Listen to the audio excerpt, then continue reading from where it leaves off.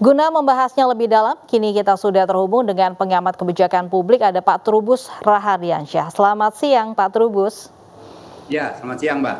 Baik, Pak Trubus, saat ini tercatat ada 86% peserta BPJS. Namun pertanggal 1 Maret nanti ini rencananya akan diterapkan BPJS menjadi syarat untuk mengurus SIM, SKCK, jual beli tanah sampai daftar haji. Artinya semua warga ini dipaksakan atau kita bisa bilang dipaksakan atau wajib memiliki BPJS untuk mendapatkan layanan publik. Pendapat Bapak? Iya, menurut saya sih kebijakan itu memang dipaksakan gitu ya, dipaksakan dalam arti berat bagi masyarakat menengah ke bawah, Mbak. Ya karena bagi mereka ini kalau misalnya mau ngurus SIM atau mengurus STNK itu harus punya BPJS ya, BPJS. Nah, ini bayar BPJS sedangkan untuk bayar perpanjangan SIM misalnya ataupun membayar STNK saja sudah berat gitu, apalagi harus membayar ini premi. Nah, yang kedua tentu persoalannya adalah bagaimana kebijakan ini tidak solutif gitu, artinya tidak memberikan solusi. Karena apa? Karena di situ diberikan sanksi, Mbak, sanksi administrasi bagi mereka yang tidak punya kartu anggota BPJS itu tidak mendapatkan layanan publik. Nah, ini kan menjadi beban masyarakat juga. Yang ketiga, menurut saya memang kebijakan ini meskipun tujuannya sangat baik ya, sangat mulia untuk jangka menengah dan jangka panjang, tetapi untuk jangka pendek memang perlu sosialisasi karena selama ini BPJS tidak semua warga masyarakat kita itu anggota BPJS. Di satu sisi juga di masyarakat juga ada asuransi kesehatan lembaga-lembaga lain, Mbak. Jadi ini kan harus juga diatur sedemikian rupa agar tidak terjadi istilahnya persaingan yang tidak sehat kan. Artinya nanti ada perilaku diskriminatif seolah-olah yang hanya berlaku yang BPJS gitu kan. Sementara yang non BPJS itu tidak boleh. Nah, ini kan menjadi persoalan yang keempat. Menurut saya juga pemerintah harus memastikan bahwa semua layanan rumah sakit itu kan selama ini rumah sakit rawat inap itu menggunakan kelas 1, 2, 3. Bagaimana kemudian itu dia semua jadi nggak ada lagi kelas 1, kelas 2, kelas 3. Jadi semua mau mendapatkan hak yang sama.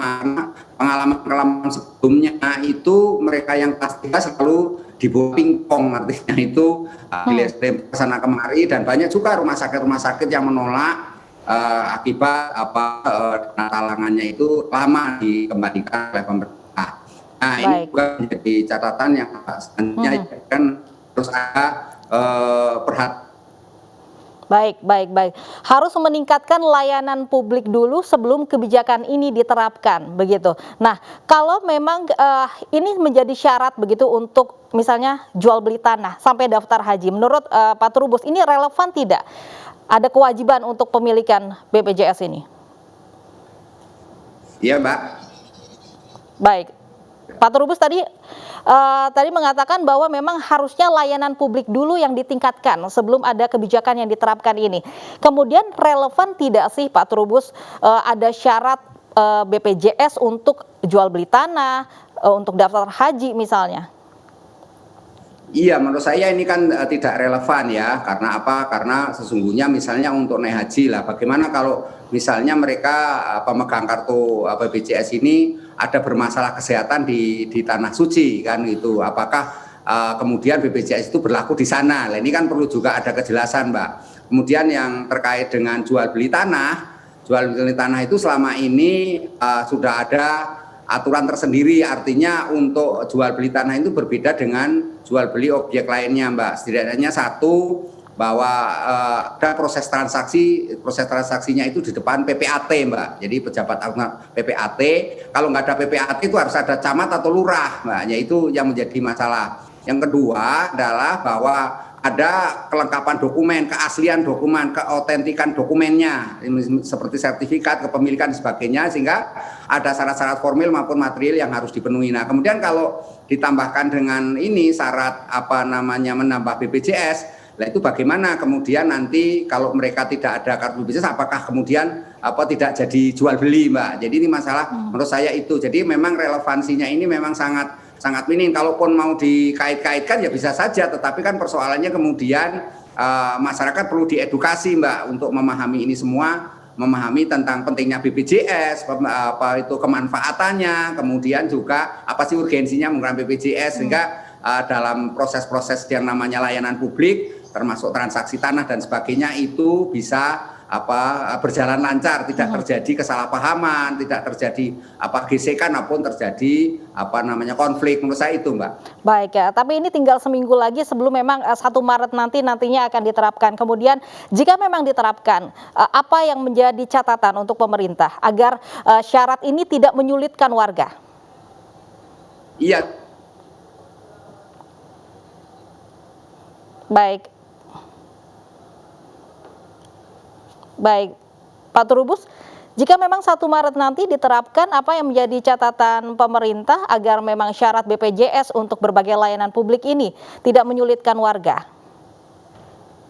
Iya, menurut saya yang penting adalah satu, pemerintah dalam hal sanksi administrasi itu harus ditangguhkan dulu Mbak, ditunda dulu, sehingga nanti proses-proses di dalam transaksi apapun layanan publik tetap berjalan Mbak. Jangan kemudian nanti karena tidak punya kartu BPJS kemudian tidak dilayani, itu kan nggak baik, artinya nanti menimbulkan masalah baru.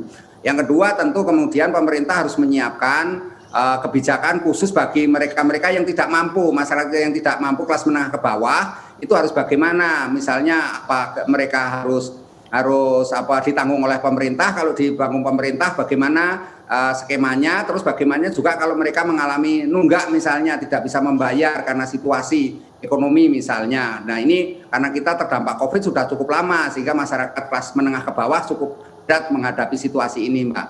Yang penting juga pemerintah harus mensosialisasikan Mbak, mengedukasi kepada masyarakat sehingga komunikasi publiknya baik. Artinya ini semua bisa diterima sebagai kebijakan yang karena niatnya kan baik untuk hidup sehat Mbak semuanya. Ya. Itu aja. Baik ya, tapi catatannya bagaimana nasib warga yang memang tidak memiliki BPJS, tidak sanggup membayar premi BPJS.